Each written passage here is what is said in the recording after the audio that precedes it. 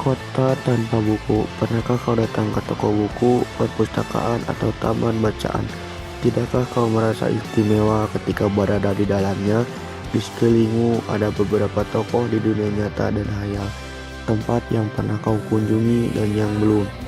Informasi dan cerita masa lalu, masa kini, dan masa depan, semua berpadu, semua berada di dalam genggamanku.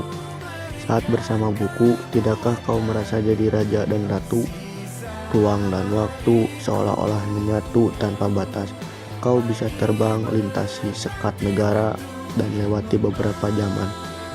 Kau bisa menyelam ke dalam samudra dan melayang di angkasa, bercanda dengan aneka satwa dan berkelana di tengah padatnya kota dan juga rimba. Kau tahu buku adalah jendela dunia, kunci pengetahuan, dan pintu wawasan. Muhammad Hatta berkata, rela di penjara asal bersama buku, karena dengan buku aku bebas. Melalui buku, manusia terbebas dari ketidaktahuan. Tempat-tempatnya dipenuhi buku adalah harapan berkembangnya pengetahuan dan wawasan. Apa jadinya kota tanpa buku? Pantaskah dia disebut kota? Di kota itu mungkin kabar datang dari sumber lain, entah dari koran, televisi, atau internet. Mungkin informasi datang dari cerita nenek moyang, bagai dongeng-dongeng. Sebelum tidur, irama warganya pun tiada beda. Bangun pagi, bertebaran di muka bumi untuk berbagai keperluan, untuk kembali pulang siang atau sore harinya. Setelah itu, mereka berangkat tidur dan melalui lagi hari berikutnya, semua seru. Di kota itu mungkin ada bangunan bernama perpustakaan.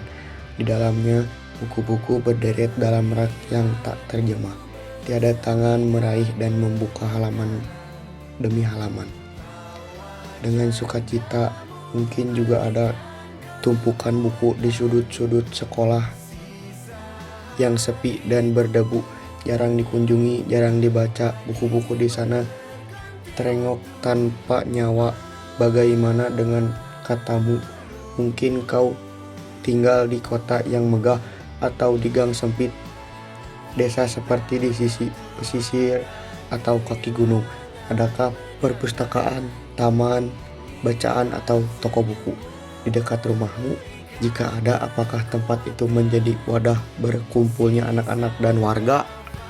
Menjadi pusat berkembangnya wawasan dan pengetahuan, atau hanya menjadi pajangan? Maukah kau menjadi orang yang menghidupkannya? Kau bisa mengunjunginya dan mengajak teman membaca dan berbagi cerita. Di sana, jadikan tempat itu sumber kegembiraan dan pengetahuan. Jika tempat itu belum ada, maukah kau menjadi orang yang mulai menghadirkannya? Kau bisa memulai hadir sebuah sudut di teras rumahmu. Ajak teman-temanmu memulai langkah baru. Jangan biarkan waktu berlalu tanpa buku. Siapapun dirimu, bersahabatlah dengan buku. Dia akan menjadi teman setiamu sepanjang waktu.